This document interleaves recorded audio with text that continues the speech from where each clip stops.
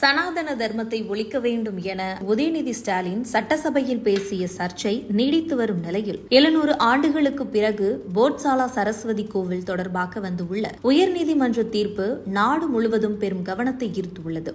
அதாவது மத்திய பிரதேச மாநிலத்தின் தரில் அமைந்துள்ள போட்சாலா தொடர்பான வழக்கு சமீபத்தில் இந்திய அளவில் பெரும் கவனத்தை ஈர்த்து பல நூற்றாண்டுகளாக இந்த இடம் இந்துக்களால் சரஸ்வதி தேவி ஆலயமாகவும் முஸ்லிம்களால் கமால் மௌலா மசூதியாகவும் கருதப்பட்டு வந்தது. தற்பொழுது மத மற்றும் வரலாற்று அடையாளம் குறித்து மத்திய பிரதேஷ் ஹைகோர்ட் வழங்கிய தீர்ப்புதான் ஹைலைட். மே 15, 2026 அன்று வழங்கப்பட்ட தீர்ப்பில் போட்சாலா வளாகத்தின் அடிப்படை மத அடையாளம் வாக்தேவி சரஸ்வதி ஆலயம் என கூறியுள்ளது. மேலும் அங்கு பல ஆண்டுகளாக தொடர்ச்சியாக இந்து வழிபாடு நடந்து வந்ததாகவும் அந்த மரபு முற்றிலும் அளிக்கப்படவில்லை என்றும் நீதிமன்றம் குறிப்பிட்டுள்ளது. இந்த வழக்கில் முக்கிய ஆதாரங்களாக ஆர்ச்சியாலஜிக்கல் சர்வே ஆஃப் இந்தியா ஆய்வு அறிக்கைகள், கல்வெட்டுக்கள், கட்டிடக்கலை அம்சங்கள் மற்றும் வரலாற்று ஆவணங்கள் முன்வைக்கப்பட்டுள்ளன.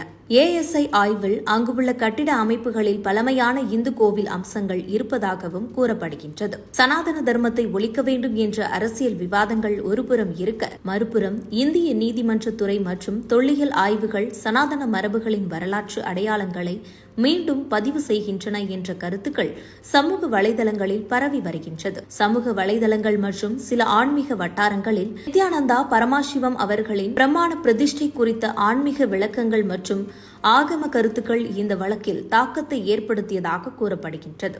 இந்து ஆகம மரபுகள், தொடர்ச்சியான வழிபாடு மற்றும் ஆலயத்தின் வரலாற்று அடையாளம் குறித்து நீதிமன்றம் விரிவாக பதிவு செய்துள்ளது. போட்சாலா வரலாற்று சுமார் 11ஆம் நூற்றாண்டை சேர்ந்ததாக கருதப்படுகின்றது. பர்மர் வம்ச மன்னர் ராஜா போஜ் காலத்தில் இது சமஸ்கிருத கல்வி மற்றும் சரஸ்வதி வழிபாட்டின் முக்கிய மையமாக இருந்ததாக பல வரலாற்று குறிப்புகள் தெரிவிக்கின்றன.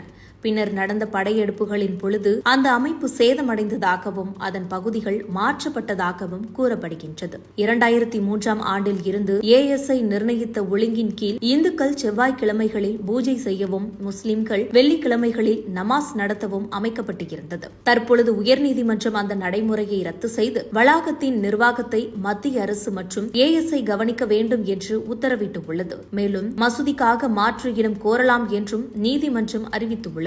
இந்த தீர்ப்பை பல இந்து அமைப்புகள் நாகரிக வெற்றி என்றும் சனாதன தர்மத்தின் மறு எழுச்சி என்றும் வர்ணித்து வருகின்றனர். அதே நேரத்தில் சில முஸ்லிம் அமைப்புகள் மற்றும் அரசியல் தலைவர்கள் இந்த தீர்ப்பை எதிர்த்து மேல்முறையீடு செய்ய உள்ளதாகவும் தகவல் வெளியாகியிருக்கின்றன. இதனால் போட்சாலா விவகாரம் தற்பொழுது ஒரு மத வழக்கை தாண்டி இந்திய வரலாற்று, தொல்லியம், மத அடையாளம் மற்றும் அரசியல் விவாதங்களின் மையமாகவே மாறியுள்ளது.